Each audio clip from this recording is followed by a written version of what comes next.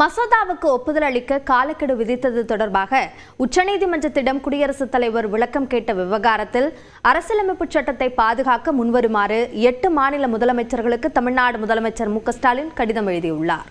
தமிழ்நாடு ஆளுநர் ஆர்.என். ரவிக்கு எதிராக உச்சநீதிமன்றம் வெளியிட்ட தீர்ப்பில் மசோதாக்களுக்கு ஒப்புதல் அளிக்க காலக்கெடு, ஆளுநர்கள், குடியரசுத் தலைவர் உள்ளிட்டோருக்கான அதிகாரங்கள் உள்ளிட்ட 14 கேள்விகளுக்கு விளக்கம் கேட்டு உச்சநீதிமன்றத்திற்கு குடியரசுத் தலைவர் குறிப்பு அனுப்பியிருந்தார். இந்த நிலையில் குடியரசுத் தலைவர் உச்சநீதிமன்றத்திற்கு அனுப்பிய குறிப்பினை இந்தியாவின் கூட்டாட்சி அமைப்பு மற்றும் மாநில சுயாட்சியை பாதுகாக்க உறுதி பூண்டுள்ள அனைத்து மாநில அரசுகளும் எதிர்க்க வேண்டும் என மேற்கு வங்கம், கர்நாடகா, இமாச்சல பிரதேசம், தெலங்கானா, கேரளா, ஜார்க்கண்ட், பஞ்சாப், ஜம்மு காஷ்மீர் ஆகிய 8 மாநில முதலமைச்சர்களுக்கு தமிழ்நாடு முதலமைச்சர் மு.க.ஸ்டாலின் கடிதம் எழுதியுள்ளார். அந்த கடிதத்தில் நீதிமன்றத்தின் முன்பு ஒரு ஒருங்கிணைந்த சட்ட உத்தியை உருவாக்கி இந்திய அரசியலமைப்பு சட்டத்தின் அடிப்படை கட்டமைப்பை பாதுகாத்திட அனைவரும் முன்வர வேண்டும் என வலியுறுத்தியுள்ளார். உச்சநீதிமன்றத்திற்கு குடியரசுத் தலைவர் அனுப்பிய குறிப்பில் எந்த மாநிலத்தையும் எந்த தீர்ப்பையும் குறிப்பிடவில்லை என்றாலும் தமிழ்நாடு ஆளுநருக்கு எதிராக அரசு தொடர்ந்த வழக்கில் உச்சநீதிமன்றம் வழங்கிய தீர்ப்பினை கேள்விக்குள்ளாக்கும் நோக்கத்தை கொண்டிருப்பதாக கூறியுள்ளார். மத்திய அரசு எதிர்க்கட்சிகள் ஆளும் மாநிலங்களை இயங்க விடாமல் ஆளுநர்கள் மூலமாக ஏற்படுத்தும் இடர்கள் குறித்து குறிப்பிட்டுள்ள முதலமைச்சர் மு.க.ஸ்டாலின் அரசியலமைப்பை வெளிப்படையாக விளக்கியுள்ள உச்சநீதிமன்றத்தின் தீர்ப்பை சீர்குலைக்க பாஜக அரசு முயற்சிப்பதாக கூறியுள்ளார். நீதிமன்றத்தின் முன்பு அனைவரும் ஒருங்கிணைந்த சட்ட உத்தியை உருவாக்கி உச்சநீதிமன்றத்தின் தீர்ப்பை உறுதி செய்ய 8 மாநில முதலமைச்சர்களின் ஒத்துழைப்பை கோருவதாக முதல்வர் மு.க.ஸ்டாலின் அந்த கடிதத்தில் தெரிவித்துள்ளார். தொடர்ந்து எக்ஸ்பிரஸ் 18 செய்திகளை பார்க்கலாம். விருதுநகர் மாவட்டத்தில் மது அருந்தி வாகனம் ஓட்டுபவர்களின் ஓட்டுநர் உரிமம் ரத்து செய்யப்படும் என்று மாவட்ட ஆட்சியர் ஜெயசீலன் எச்சரித்துள்ளார். தொடர்பாக வெளியிடக்கூடிய அறிவிப்பில் கடந்த ஆண்டில் மாவட்டத்தில் 6246 சாலை வாகன விபத்துகளில் 70% மேலான விபத்துகள் ஓட்டுநர்கள் மது அருந்தி வாகனம் ஓட்டியதால் ஏற்பட்டவை என்று குறிப்பிட்டுள்ளார். இதனை தடுக்கக்கூடிய நோக்கத்தில் மது அருந்தி வாகனம் ஓட்டுபவர்களின் ஓட்டுநர் உரிமம் ரத்து செய்வதும் குற்றவியல் வழக்கில் உள்ளிட்ட கடுமையான நடவடிக்கைகள் மேற்கொள்ளப்படும் என்றும் எச்சரிக்கை விடுத்துள்ளார். திருவள்ளூர் மாவட்டம் கும்மிடிப்பூண்டி அருகே இரும்பு உருக்கு ஆலையில் கிரேன் விழுந்து ஒடிசாவை சேர்ந்த தொழிலாளி உயிரிழந்தார்.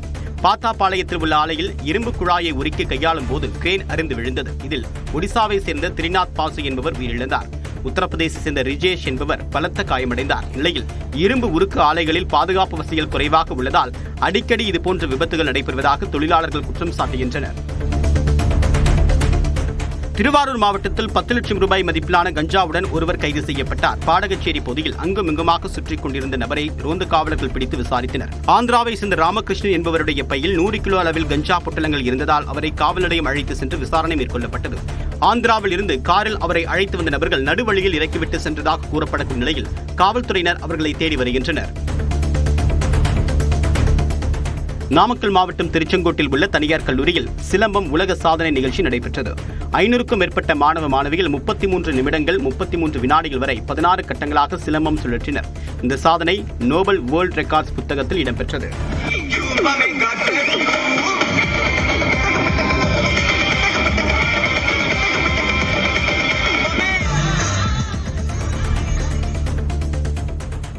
ராமநாதபுரம் மாவட்டம் திருவாடானை அருகே ஆதியூர் கிராமத்தில் பாலமுருகன் கோவிலில் கும்பாபிஷேகம் வெகு விமர்சையாக நடைபெற்றது.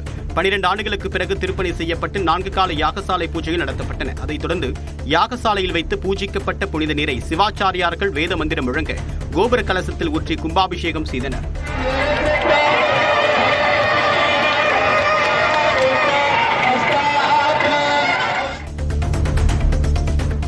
சிவகங்கை மாவட்டம் சிங்கம்புணரி அருகே தேசிய நெடுஞ்சாலையில் அரசு பேருந்து மீது கார் மோதி விபத்தில் 3 பேர் பலத்த காயமடைந்தனர். சிங்கம்புணரில் இருந்து துவரங்குறிச்சி சென்ற அரசு பேருந்து புழுதிப்பட்டி சத்திரத்தில் திருச்சி மதுரை தேசிய நெடுஞ்சாலையை கடப்பதற்காக நிறுத்தப்பட்டது. அப்போது சென்னையில் இருந்து திருவனந்தபுரம் நோக்கி அதிவேகமாக சென்ற கார் இந்த பேருந்தின் மீது மோதியது. இதில் காரில் பயணித்த சௌமாமினி அம்மா, சரோஜா தேவி ஆகிய 2 மூதாட்டிகளும் பேருந்து ஓட்டுநரும் பலத்த காயமடைந்தனர்.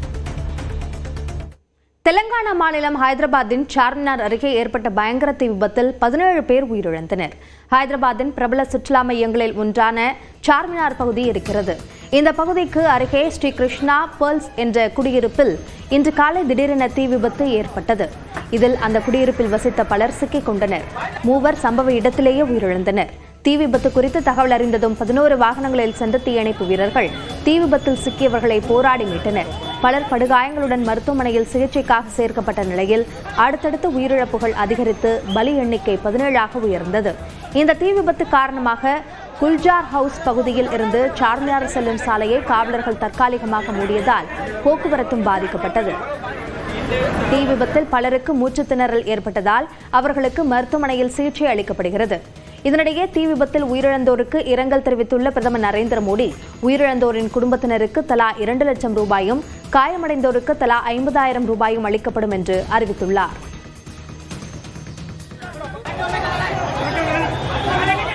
பாஜகவுடன் கூட்டணி அமைக்க மாட்டோம் என தவேக தலைவர் விஜய் கூறவில்லை என்று பாஜக மூத்த தலைவர் தமிழிசை சவுந்தரராஜன் தெரிவித்துள்ளார். சென்னையில் செய்தியாளர்களிடம் பேசிய அவர், திமுக ஆட்சியை அகற்ற வேண்டும் என்று கொள்கை உடைய அனைவரும் ஓரணியில் இணைய வேண்டும் என்று வலியுறுத்தினார். கொள்கை எதிரியான பிஜேபியுடன் கூட்டணியில்னு சொல்லிட்டு தவேக அறிவிச்சிருக்கு. தவேகால அதிகாரப்பூர்வமா எந்த அறிவிப்பும் வரலப்பா. தேவாக்காவோட தலைவர் தம்பி விஜய் அவர்கள்ட்ட இருந்து எந்த அறிவிப்பும் வரல. அதனால யாரும் நிர்மல்குமார் அதான் சொல்றேன், அதிகாரப்பூர்வமாக தம்பி அவர் தான் தலைவர், அவங்க கிட்ட இருந்து எந்த அறிவிப்பும் வரல. இல்ல யாரெல்லாம் சொல்றதுக்கு நான் பதில் சொல்ல முடியாது. அதே மாதிரி இன்னைக்கு கூட்டணி கட்சி பேசுறதுக்கு என் கட்சியோட தலைவர்கள் இருப்பார்கள். இன்று எல்லோருமே ஒன்று சேர வேண்டிய சூழ்நிலை இப்பொழுது நமக்கு வந்திருக்கிறது. டூரிஸ்ட் ஃபேமிலி படத்தை பார்த்துவிட்டு நடிகர் சமுத்திரக்கனி சொன்ன வார்த்தைகள் குறித்து டிஸ்கோ வித் கேஸ் நிகழ்ச்சியில் ஆசிரியர் கார்த்திகை செல்வனிடம் விவரித்துள்ளார் டூரிஸ்ட் ஃபேமிலி படத்தின் இயக்குனர் அபிஷன் ஜீவந்த்.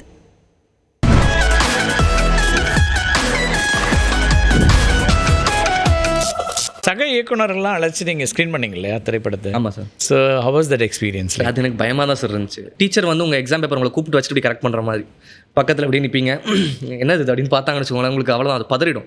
அந்த மாதிரி தான் எனக்கு இருந்துச்சு. நான் அவங்களே தான் பார்த்துருந்தேன், ஸ்க்ரீனே பார்க்கல. எல்லாம் சிரிக்கிறாங்களா, எமோட் ஆகுறாங்களா எல்லாம் பார்த்துருந்தேன். சில பேர் அமைதியாகவே பார்த்துட்டு இருந்தாங்க, இன்னும் சிரிக்க மாட்டேங்கிறாங்க, காலி போல், அவ்வளோதான் நம்ம அப்படின்ற மாதிரிலாம் இருக்கும்.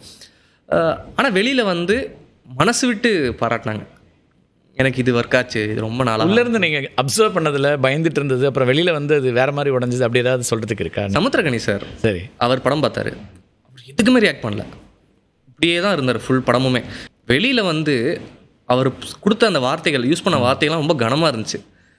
படத்தோட ஈவெண்ட்டில் கூட பேசியிருப்பார், இந்த படம் வந்து நூற்றாண்டின் சிறந்த படம் அப்படின்லாம் பேசினேன். பெரிய வார்த்தை, நூற்றாண்டின் சிறந்த படம்னு சொல்லி. எனக்கு அதெல்லாமே பரவாயில்ல, நான் எதிர்பார்க்கல. ஏன்னா அவருக்கு பிடிக்கல போல அப்படின்னு நான் நினச்சிட்டு இருந்தேன். ஆனால் அவர் வந்து அப்படி சொன்னோன்னே எனக்கு அது ரொம்ப சந்தோஷமாக இருந்துச்சு. கதை கேட்கும்போது சசிகுமாரும் ஒன்றும் ரியாக்ட் பண்ணல. ஆமாம், அவர் என்டையர் நீங்கள் முடிக்கிற வரைக்கும். ஆமாம், அவருமே ஃபுல்லாக அப்படியே உருன்னதே தான் இருந்தார். நான் கேட்டேன் இப்போ, சரி ஏன் சார் சிரிக்கலை? இல்லைப்பா உன்னை டிஸ்டர்ப் பண்ணக்கூடாது சார். அதான் சார் எனக்கு ரொம்ப டிஸ்டர்ப் பண்ணிச்சு. நீங்கள் சிரிச்சிட்டீங்கன்னா நான் சந்தோஷமாக சொல்லியிருப்பேன். ஏன்னா அது ஆட்டோமேட்டிக்காக, ஆமாம், நீங்கள் கதை சொல்கிறீங்க சொல்லி ரொம்ப ஈஸியாக இருக்கும். ஆனால் அந்த படம் கமிட் ஆகுமா முடியும்? ஏன்னா சசிகுமார் அதில் வராருங்கிறது ரொம்ப முக்கியமாக இருந்திருக்கும் இல்லையா? ஏன்னா நமக்கு அதுக்கு ரொம்ப செலக்ட் ஹீரோஸ் தான் கிடைப்பாங்க. அப்போ அபூர்வமாக ஒருத்தர் கிடைச்சிருக்காரு, அவரும் கிடைப்பாரா இல்லையாங்கிற ஒரு அந்த பயம் அதுதான் கடைசி கட்டத்தில் இருக்கும். ஓகே, இதுக்கப்புறம் அவ்வளோதான் அப்படின்ற ஒரு கட்டத்தில் இருக்கும். அப்போது நான் அந்த கேப்லாம் கூட கொடுப்பேன் சார். காமெடி சொல்லிட்டு அவர் சிரிக்கிறதுக்கு ஒரு கேப்லாம் கொடுப்பேன். ஓகே, இப்படியே பார்த்துட்டு இருப்பாரு, நான் அடுத்ததுக்கு சரி ஓகே வேலைக்கு ஆகுதுன்னு சொல்லிட்டு நான் அடுத்தது போயிடுவேன். ஸோ இப்படியே தான் போயிட்டு இருந்துச்சு. ஆனால் அவர் சாயங்காலம் எனக்கு கால் பண்ணி ரொம்ப நல்ல கதை நான் பண்ணுறேன் அப்படின்னு சொல்லும்போது தான்